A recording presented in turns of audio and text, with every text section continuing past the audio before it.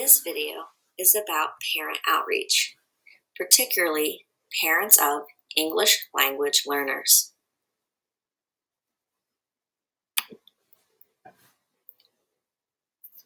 Three websites listed are resources that I've included on my webpage below this video. These resources are Coloring Colorado. This website has many resources to print out, to send home with parents, that they can work with their child, resources and tips on reaching out to parents, and resources in Spanish that you can give to parents. The WIDA website also has information about WIDA Access 2.0 scores available in Spanish.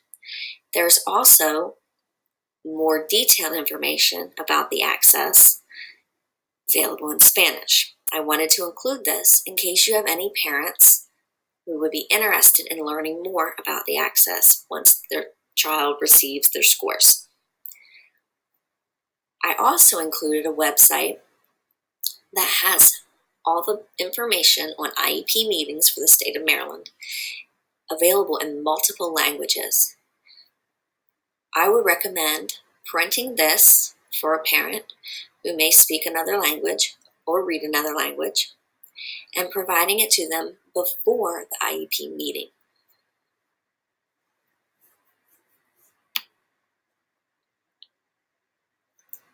It's important to make your school building welcoming for parents, especially parents of your English language learners who might not speak English very well. I would recommend having other languages displayed in the front hallway, in the entrance, or in the main office. This could be a simple welcome sign, labels for where to go, or any directional information that a parent might need to know. When parents attend meetings and conferences, listen to what they have to say, help them feel valued. Make it seem like what they want to say is important. Also, when you have parent events at your school, be sure to include translators in these events. You might not be able to always have a certified translator, but perhaps you could use a well-known or trusted person in the community that is bilingual. If you're planning a parent event with English language learners' parents, do your best to make it successful the first time around.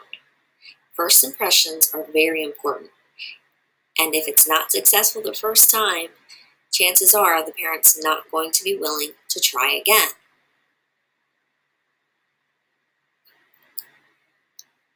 Discuss with the parents, convince them, and encourage them to share their knowledge about their culture or any ideas that they might have. Show them that they are important and valued in the school community. Invite parents to come in and share about their culture to the class or in other events. Have them share their funds of knowledge.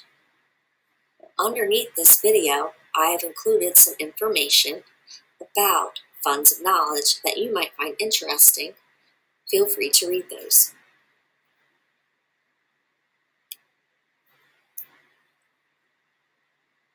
Teach your staff to have empathy for these parents. Have them think about filling out all these papers for school in a language that you don't understand. Getting notes home in the agendas or permission slips, any other forms in a language that you can't read and you don't understand. Taking your child to school every day or putting them on a bus every day to go to a school with many other people who do not speak your language. Then trying to come in for parent conferences to sit with a teacher who doesn't speak a language that you understand, and relying on your child to translate during those conferences. All these aspects are very important and would help create empathy and understanding for the parents. Also, it's important to be understanding of work schedules. Many of these parents do not work a 9-to-5 job. They might work multiple jobs to make ends meet. Some work nights and some work days. It might not be a steady hourly job. So make sure you're being considerate of their schedules.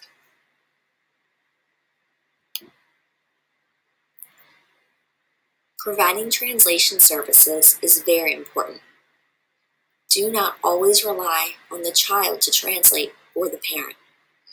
Sometimes what you need to tell the parent, the child might not translate everything because it might be something where they're going to get into trouble. Or it could be that the vocabulary you're using is too much of a challenge for that child to translate. When possible, provide forms home to the parents, translated into a language they can read.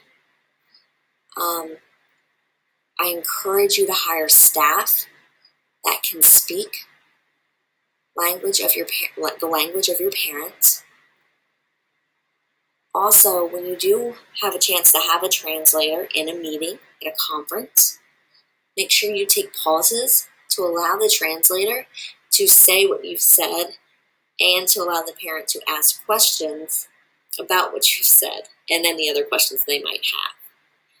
When using a translator, it is so important to continue to look at the parent because you're having a conversation with the parent about their child, not a conversation to the translator.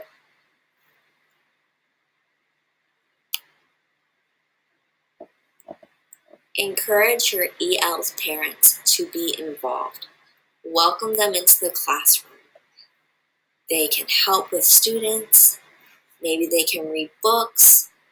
Even if that book, they could come in and read a Spanish book. It would be good exposure for the other students in the class. Encourage them to share about their culture. Help them to feel comfortable while they're in the school, while they might be volunteering or working with students. Show them that they're important and that you value them. Here are some ideas to help involve parents in the classroom. Maybe they could come in and present information to the class about their culture. Could be the way their culture eats or dresses or some holidays that they celebrate. They could come in and read to the children. Maybe it's a book about their culture. Maybe it's a book in another language. Support their desires if they want to do a heritage night or multicultural night. If you decide to do one of these multicultural nights or heritage nights, invite the parents, let them be a part of it, and share parts of their culture. But make sure you give them plenty of notice, because as we spoke about before, work schedules can sometimes be a concern. So encourage them to get involved, open up the doors so they can get involved, and make it as warm and welcoming as possible for our parents.